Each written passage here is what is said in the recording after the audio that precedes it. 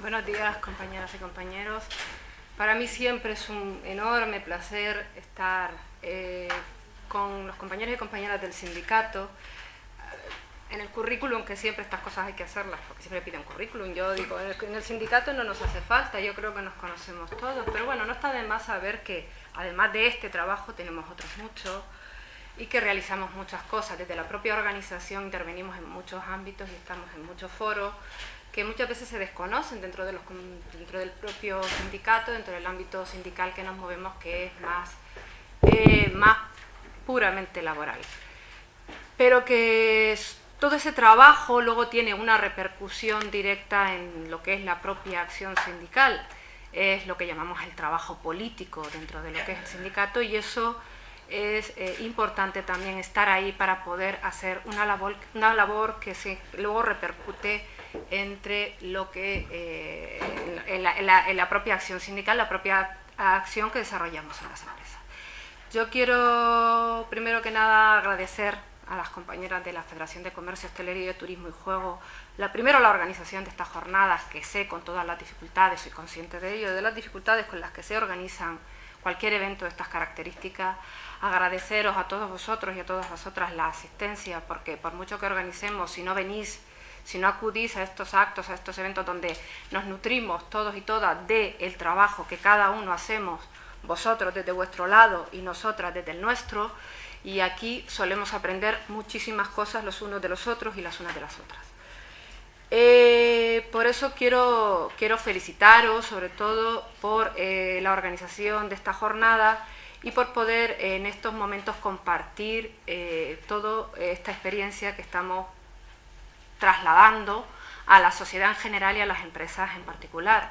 Yo creo que el principal baluarte de la Ley de Igualdad en su día fueron precisamente el deber de negociar las medidas y los planes de igualdad en las empresas. Creo que digamos, es el valor esencial de esta ley, sobre todo porque consiguió un efecto pedagógico importantísimo, y es que la igualdad pasara a ser un capítulo fundamental en las mesas de negociación colectiva, algo que, como sabéis, los que tenéis muchísima experiencia en negociación colectiva, y digo los porque soléis ser los chicos, era lo primero que se caía de las mesas de negociación a la hora de negociar cualquier plataforma de convenio colectivo, ya no digamos capítulos específicos en esta materia.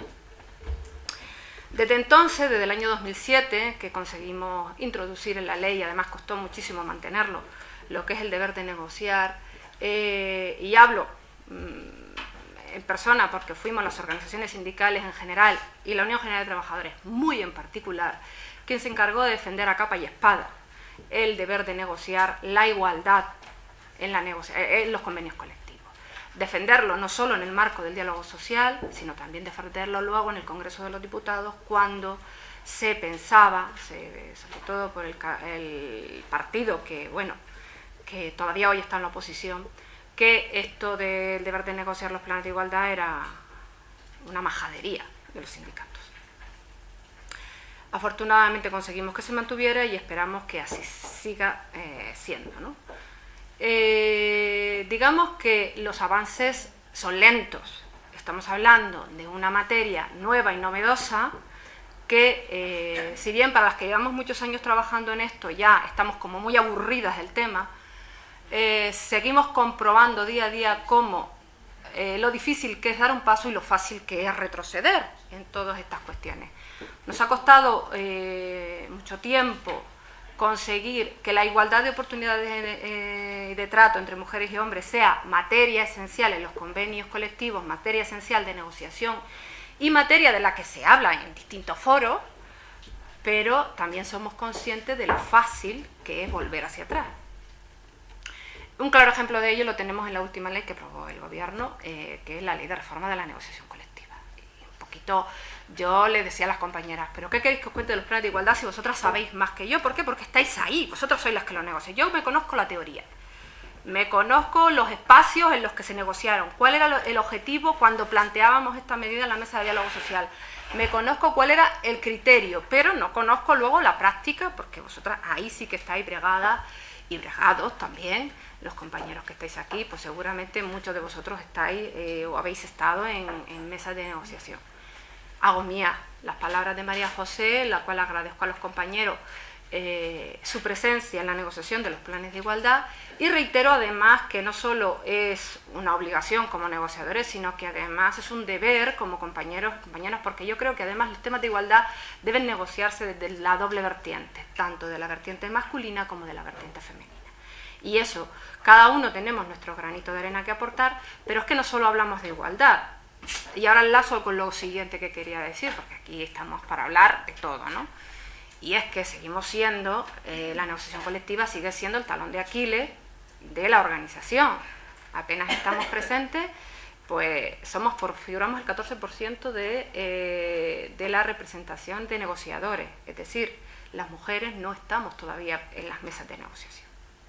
De todos los convenios que se negocian, solo el 14% representa a las mujeres sindicalistas.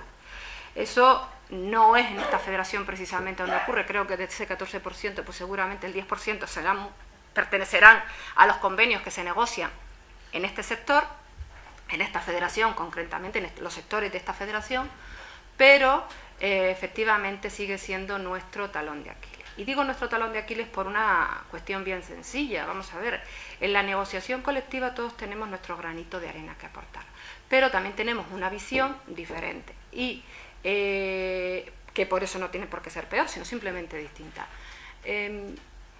Luego os quería hablar de un estudio que, bueno, me he traído aquí unos resultados de un estudio que han hecho las compañeras de UGT de Andalucía sobre las pequeñas y medianas empresas, estudio de igualdad de género sobre pequeñas y medianas empresas, que llegan a unas conclusiones súper interesantes, que es que además creo que todos y todas deberíamos conocerlas. Y aunque no voy a aburrir con un PowerPoint, pero yo me había hecho ahí una pequeña chuletilla, pero eso lo dejaré para la parte final. Simplemente comentaros eso, que en el ámbito de la negociación colectiva, pues todavía tenemos ahí un déficit importante en lo que a la presencia de mujeres sindicalistas se refiere. Y además es interesante que comentara... pues no recuerdo si fue Vanessa o María José, cuando decían que teníamos mujeres al frente negociando por parte de las empresas, porque también tienen una visión distinta de lo que es la negociación colectiva. Y bueno, también de eso hablo cuando mencioné el estudio. Bueno, en cualquier caso tenemos que prepararnos porque vienen tiempos difíciles. Y ya no voy a hablar de las elecciones generales, simplemente hablo de la reforma de la negociación colectiva. La ley de reforma de la negociación colectiva ha sido un varapalo importante a la negociación colectiva tradicional, de la forma en que veníamos conociéndola. Y para los temas de igualdad, peor aún. Porque en el ámbito de la negociación colectiva sectorial, la reforma deja fuera materias tan importantes como que las medidas de conciliación de la vida familiar y laboral tienen que negociarse, digamos, tiene prioridad en el convenio de empresa. Para nosotros eso es un varapalo importante porque dejando la negociación colectiva en manos de las empresas significa que solo aquellas empresas, normalmente todos y todos sabemos que solo son aquellas empresas grandes con un número importantísimo de trabajadores, los que tienen convenios colectivos propios. Tenemos el tejido empresarial de nuestro país es un tejido de pequeña y mediana empresa donde la mayor parte de ellas se rigen por convenios de ámbito sectorial, y si no podemos introducir medidas de conciliación de la vida familiar y laboral dentro de los convenios colectivos, pues estamos dejando a un enorme número de trabajadores y trabajadoras, y hablo de trabajadores y trabajadoras, con medidas muy escasas. Esto me parece interesante comentarlo porque es un detalle muy importante de los que establecen la negociación colectiva, de la reforma de la negociación colectiva, y que al cual no se le está dando pues la importancia que desde nuestro punto de vista creemos que tiene. Por otra parte, vemos y comprobamos por las experiencias que ha comentado aquí María José, que la igualdad de trato y oportunidades de mujeres y hombres está pasando de ser un elemento prioritario en estos años, allá, la crisis ha llevado por delante, que la igualdad tiene que ser no solo no deja de ser importante, sino que además se convierte en un lastre.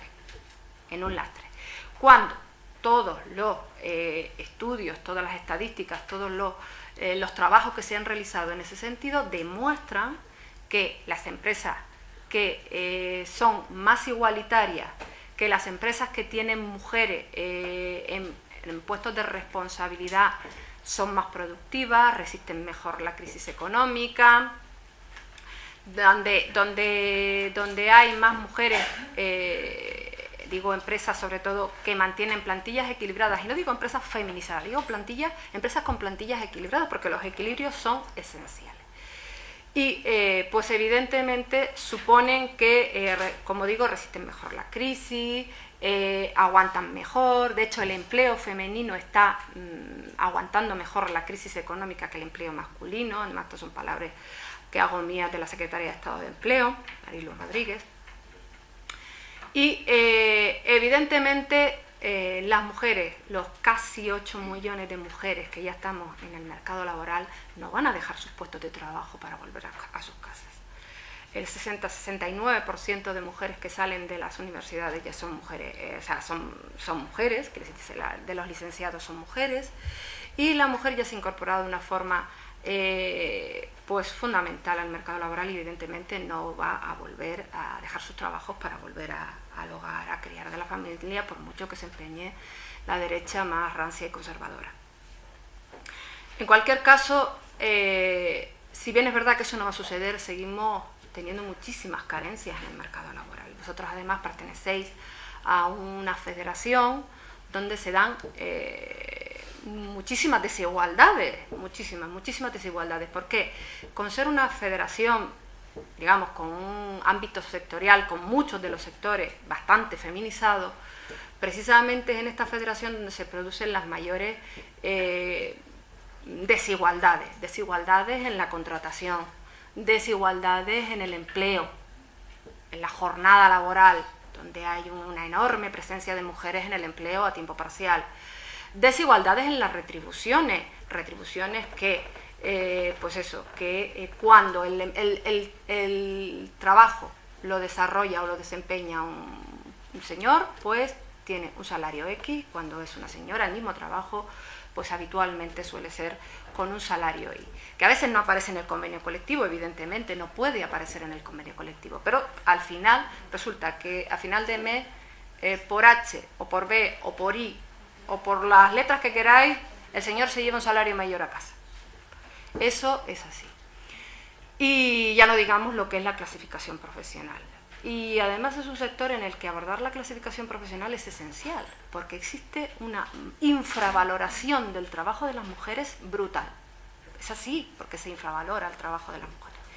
Que además es una infravaloración tradicional, pero que se perpetúa, por desgracia, se perpetúa en el tiempo, ¿no? Esta infravaloración es general, no solo pertenece al trabajo a vuestros sectores, pero hago mención de ellos porque son sectores pues muy feminizados, y es que precisamente los sectores más feminizados es precisamente donde se producen las mayores desigualdades entre mujeres y hombres. Es decir, los puestos de responsabilidad habitualmente están copados por hombres, con unas diferencias salariales muy importantes, y cuando las mujeres acceden a esos mismos puestos de responsabilidad, los salarios hacen así y bajan, pero bajan espectacularmente, ¿no? Por eso en estos momentos tenemos, como sindicalistas, tenemos que estar más al tanto de lo que se nos viene encima, en el sentido de que hay que proteger más y mejor la igualdad de trato y oportunidades entre mujeres y hombres, porque es la mejor garantía de proteger los derechos laborales, y diablo los derechos laborales, tanto de hombres como de mujeres. Si nos dedicamos a proteger únicamente el salario y nos olvidamos de las condiciones laborales, mirad, el salario tiene la característica de que fluctúa en tiempo, si la cosa va bien económicamente o si va mal económicamente. La fluctuación es continua, pero además hay una característica esencial: las empresas van a intentar siempre pagar o negociar lo mínimo, ¿no? Sin embargo, mejores condiciones laborales suponen, tanto para los trabajadores como para las empresas, una mayor influye directamente sobre la productividad. Eso está más que demostrado. Trabajadores y trabajadoras satisfechos son trabajadores y trabajadoras más productivos. Y eso para la empresa es un beneficio. El otro día comentaba el exministro de Trabajo, Jesús Caldera, que yo digo, ojalá hubiera tenido tantos criterios de información de género cuando negociábamos la ley de igualdad. Habían hecho un estudio en la Fundación IDEA sobre la mujer y el mercado laboral y bueno, cuáles eran, digamos, un poco los niveles, digamos, el papel que representa la mujer en el mercado de trabajo. Bueno, pues él comentaba que el empleo de las mujeres hoy en día, en España, supone el 36% del Producto Interior Bruto, del PIB. Si la brecha salarial entre hombres y mujeres en nuestro país se redujera, el Producto Interior Bruto crecería al 40% de las mujeres, del trabajo de las mujeres. Se incrementaría al 45%. Pero si además se eliminaran las tasas, la diferencia entre la tasa de actividad masculina y la tasa de actividad femenina, algo que cada vez, como sabéis, es más evidente, el peso del trabajo de las mujeres en el mercado laboral y en la economía global del país sería de un 55%. ¿Eso qué significa? Hablamos del trabajo formal, hablamos del trabajo remunerado, ya no entramos en lo que es la segunda jornada laboral, o sea, el trabajo no remunerado, el trabajo de cuidados. ¿Eso qué venía a significar? Pues con datos cuantitativos, que no cualitativos, sino cuantitativos, que las mujeres en el mercado laboral somos más productivas que los hombres. Digo que estos son datos estadísticos demostrados. Evidentemente, en una sociedad aséptica sin estereotipo, que básicamente es lo que genera las desigualdades, este lastre con el que cargamos las mujeres, que no podemos ser productivas o igual de productivas que los hombres, porque como nos cogemos la baja, nos cogemos por maternidad, nos cogemos las reducciones de jornada para cuidar de los hijos, nos cogemos las excedencias para cuidar de los hijos y de los padres y de los cónyuges y de las parejas y de todo lo que aparece por casa, el perro, el gato, todo lo que aparece por casa. Pues digamos, este lastre que nos persigue en todos nuestros ámbitos, pues al final es lo que genera, en la mayor parte de los casos, que pues nuestro trabajo en el mercado laboral se valore de peor manera, se considere que no podemos tener la misma dedicación a la empresa y la misma fidelidad porque tenemos otras obligaciones, y a la hora de incluso de negociar tenemos enfrente habitualmente, y esto está cambiando afortunadamente, pero habitualmente suele ser un empresario, hombre, con unas ideas preconcebidas y que considera que en las medidas de conciliación, vale, vamos a darle todo lo que pida, o casi todo, ¿no? Pero en el resto, no puede ser porque no podéis estar en pie de igualdad. Y de hecho a la hora de promocionar, ¿cómo voy a promocionar a esta en lugar de a este si resulta que esta se me va a ir? En cuanto el niño se le ponga mal o la niña se le ponga mala va a salir corriendo. Y eso igual a lo mejor no tiene ni niño. Eso es así. Porque si no, el niño será el padre o la madre o el primo, ¿no? Yo qué sé. Cualquier cosa es válida, ¿no? Entonces, pues yo quería incidir un poco en esto, sobre todo porque es muy importante que sigamos empujando, y además esta es una de las federaciones modelo, y además quiero devolver el cariño y las palabras de Vanessa, que siempre estáis ahí cada vez que la Confederación quiere contar con vosotras, y ya sabéis que también contamos mucho con vosotras para que intervengáis en nuestros eventos y en nuestros actos, y cada vez que tenemos dudas que también nos surgen en la aplicación práctica de determinados ámbitos en los que nos movemos, ¿no? Como digo, es muy muy importante que estemos alertas, que estemos atentos y que sobre todo, como dice el lema de esta jornada, ni un paso atrás, ni un paso atrás. Nos ha costado muchísimo llegar hasta donde estamos, y evidentemente ni la Unión General de Trabajadores en general, ni las mujeres de la Unión General de Trabajadores en particular, nos podemos permitir el lujo de dar un solo paso atrás. por una razón bien sencilla. Y os voy a explicar. Acabamos de terminar nuestra evaluación de género, la evaluación de género de la Unión General de Trabajadores para este congreso, que además presentaremos la semana que viene al Comité Confederal. Son datos primicia, primicia. En esta evaluación de género hemos querido comparar la presencia, no solo y la composición, no solo la presencia y la composición de la organización, ¿no?, de la Unión General de Trabajadores, respecto a la participación equilibrada de mujeres y hombres, dónde estamos, cuántas somos, dónde estamos y qué hacemos, sino que además, desde un punto de vista práctico, ¿no?, evaluamos el nivel de asalariados y asalariadas, lo comparamos además con el nivel de afiliación masculina y femenina dentro de la organización y lo trasladamos, digamos, a la organización en el ámbito de la representación femenina en puestos de responsabilidad, decisión, control, etcétera, etcétera. Bueno, pues haciendo una comparativa desde el año 1998, año del 37 Congreso Confederal, si no me falla la cabeza, donde por primera vez, para lo que no lo sepáis, se introduce la recomendación de la cuota de participación de mujeres en puestos de responsabilidad en nuestra organización.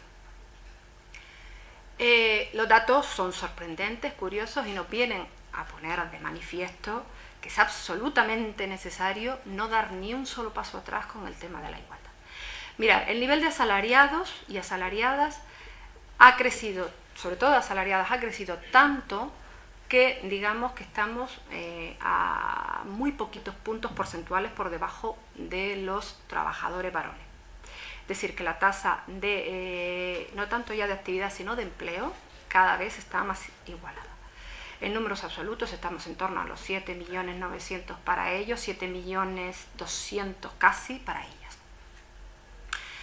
Pero en el nivel de afiliación, si bien es verdad que la afiliación de hombres está todavía por encima de la afiliación femenina, resulta que del año 2000 al año 2006 el nivel de afiliación masculina era un nivel elevado.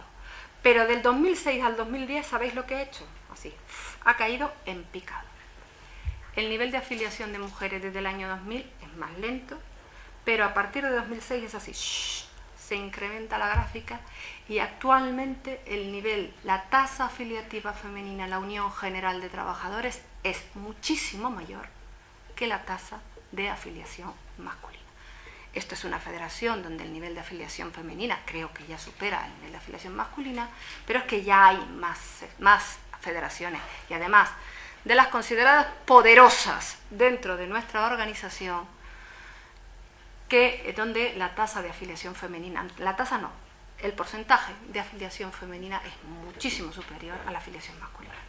¿Esto qué significa? Que la organización tiene que trabajar por y para las trabajadoras. Es fundamental, porque además es un hecho esencial. Somos un sindicato, somos una organización sindical que defiende los intereses y los derechos de los trabajadores y las trabajadoras. ¿Y quiénes son los que más están en este momento perjudicados por la, crisis económica y por el no cumplimiento de la legalidad ni de los convenios colectivos ni la propia ley? Bueno, ya me comentaba antes que si quieres cambiar tus condiciones laborales para mejorar tienes que renunciar a los derechos que te otorga la ley de igualdad. A ver, vamos a ver. Los derechos de una ley son irrenunciables. Aquí cabe que a un trabajador se le pueda pedir eso, incluso aunque renuncie por escrito. Es ilegal. Entonces, claro, seguramente no le pedirán que renuncie por escrito, eso es así. Evidentemente, las condiciones laborales tanto de trabajadores como de trabajadoras se han deteriorado muchísimo en los últimos, sobre todo en los 2 últimos años. Pero siguen siendo las mujeres que ya traían deterioradas sus condiciones laborales las que además continúan manteniendo ese deterioro, porque sí que seguimos permaneciendo en el mercado laboral, claro que sí, nos aferramos a un empleo, pero claro, nos aferramos de aquella manera, ¿no?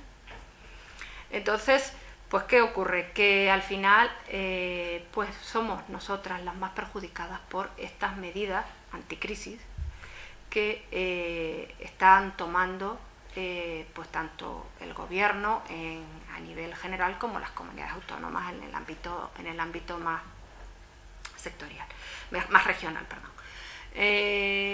Pues en ese sentido, por eso primero la organización tiene que trabajar por y para las mujeres, pero además tiene que ser consciente de que precisamente somos las mujeres las que se están afiliando a la organización, y por ello nos debemos a ellas también. También, y digo también, por supuesto, nunca, sin excluir nunca, las mujeres nunca excluimos a los hombres, nunca, jamás. Les invitamos a acompañarnos, queremos acompañarles a ellos también, y queremos estar en todos lados. No queremos sustituirles, queremos acompañarles, y queremos que estén con nosotras y nosotras con ellos en todos los espacios políticos de la organización, los espacios de decisión dentro de la organización y los espacios de negociación dentro de la organización, pero también los espacios dentro de la acción sindical, ahí, en la empresa, en el tajo, donde se bate el cobre, como decimos en el argot sindical, ¿no? Eso es fundamental, y queremos estar en todos esos espacios. Queremos, no, debemos, y el sindicato tiene que permitirlo. En el ámbito digamos, de lo que es la participación de las mujeres, yo simplemente os quiero decir que el sindicato ha hecho un esfuerzo tremendo en ese sentido, y además creo que los objetivos, el primer objetivo, que era conseguir que las mujeres estuviéramos en la organización, en los espacios de decisión, está conseguido. Digo, por los resultados de la auditoría, pero tenemos muchísimas carencias, bueno, muchísimas. Y bueno, lo importante es que si no estábamos, no podíamos interactuar. Lo de las mujeres florero, lo de las mujeres, y esta está aquí haciendo bulto, y esta está aquí haciendo por la cuota, y esta está aquí, esta está aquí, esta está aquí, esta está aquí. Eso lo hemos oído infinidad de veces en muchos ámbitos, no solo de compañeros, sino también de compañeras. El tema de la cuota es un tema que siempre levantó ampollas en nuestra organización y sigue levantándolas en muchos espacios, no os creáis. El otro día me resultó bastante gratificante, bueno, hace ya un mes y medio, escuchar en la Escuela de Mujeres Dirigentes de UGT a un compañero secretario general, donde hace 7 años le escuché decir que la cuota se la pasaba por el forro de los cojones, perdonadme que no sea tan políticamente correcta, y sin embargo la verdad es que disfruté escuchándole el otro día diciendo: yo era de los que no creía en la cuota, pero hoy me quito el sombrero y considero que ha sido un acierto enorme la cuota y el haber incorporado a las mujeres a la organización. Y digo incorporarlas a la organización porque no estábamos. Ejemplo, año 98, Comité Confederal. Representación femenina en el Comité Confederal, que como todos y todas sabéis es el máximo órgano de decisión de nuestra organización entre congresos. Representación femenina, 6,5%. Hoy,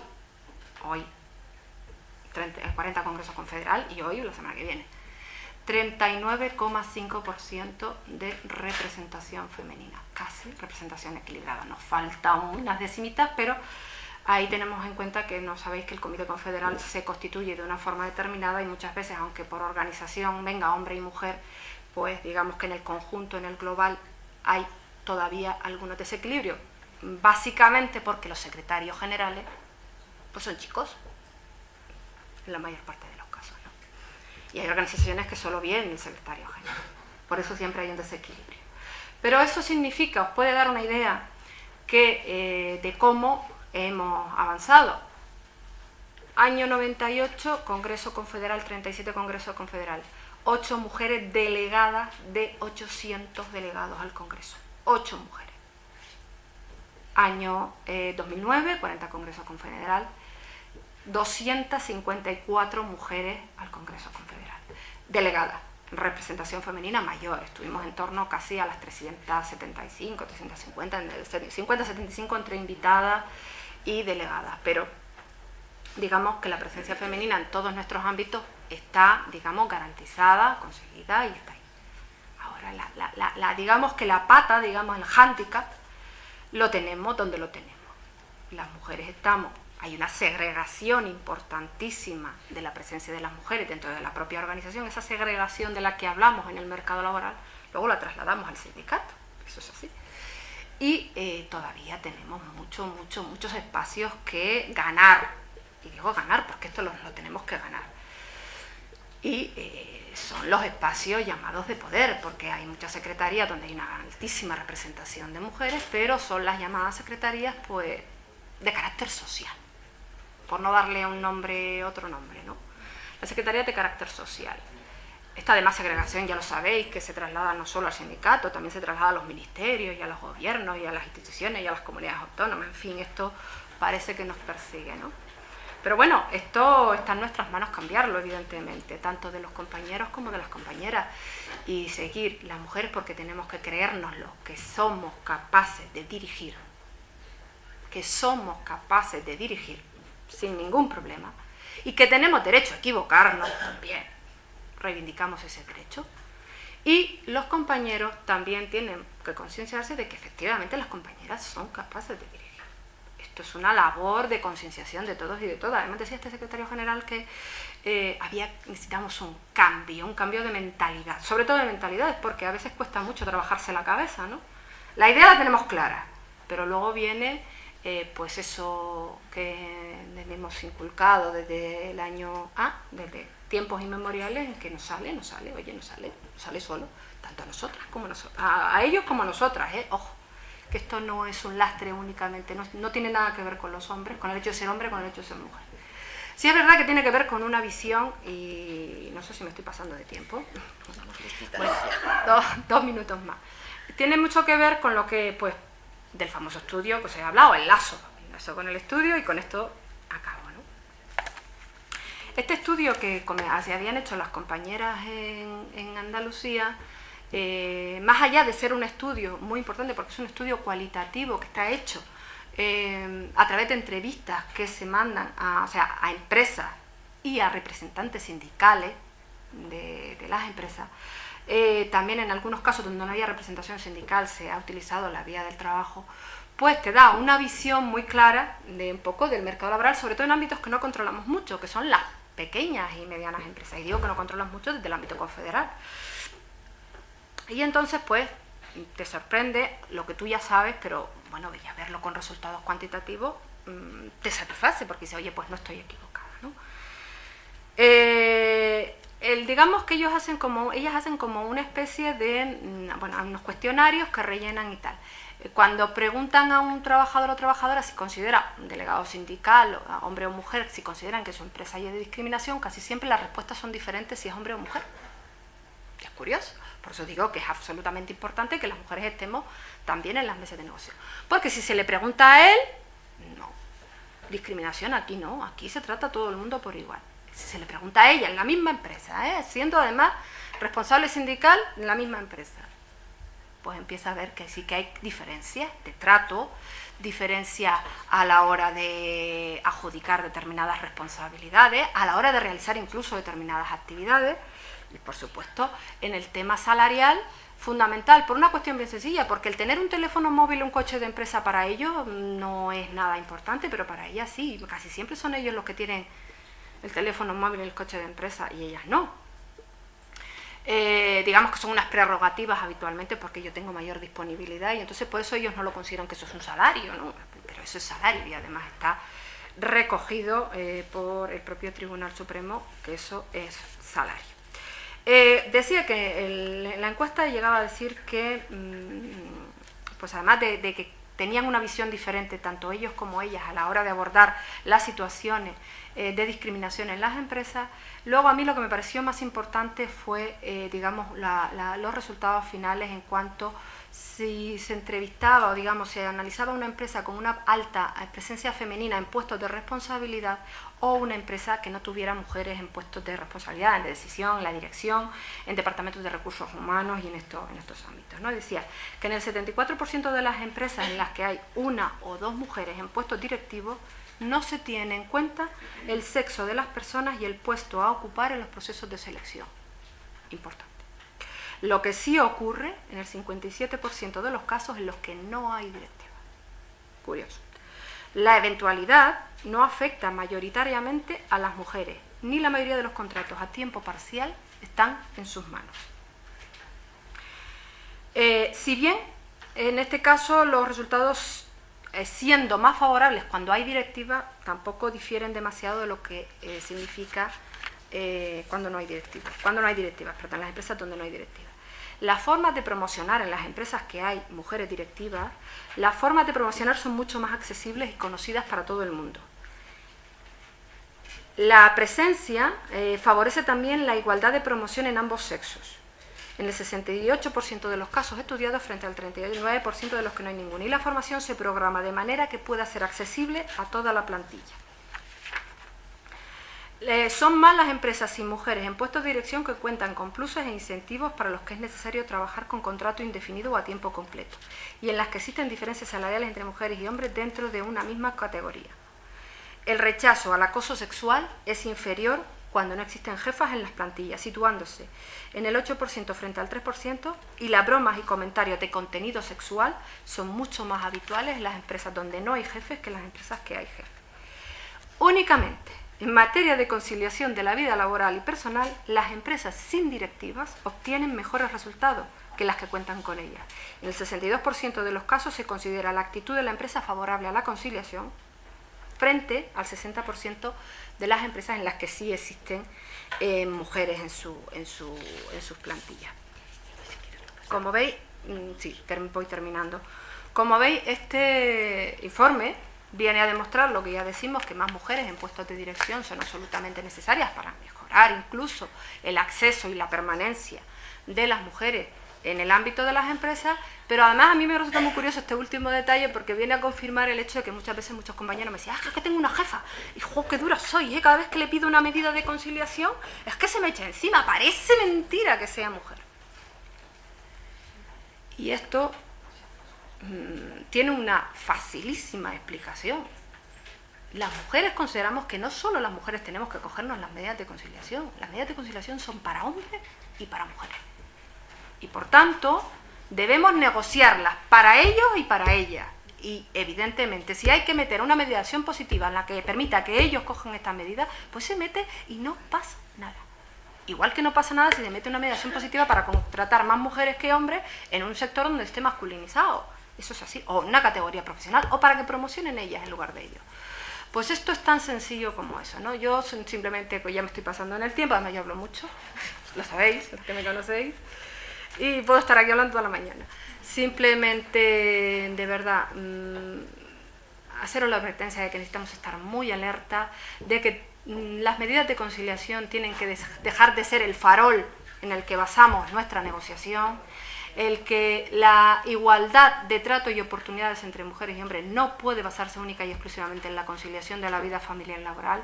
Hay que empezar a ser valientes, hay que empezar a introducir fórmulas, hay que empezar a introducir elementos esenciales como la valoración de puestos de trabajo y como la revisión de la clasificación profesional en los convenios colectivos y en las propias empresas de las categorías profesionales, y hay que empezar a plantear medidas innovadoras que las empresas hoy que están aquí lo saben, que a la hora de la verdad no tienen un coste económico, porque permitir que se establezca una mediación positiva en el acceso a la promoción de un trabajador o trabajadora no tiene por qué tener coste económico si la empresa iba a promocionar igualmente a un trabajador o trabajadora, o necesita a alguien para dirigir o para ocupar un puesto de responsabilidad.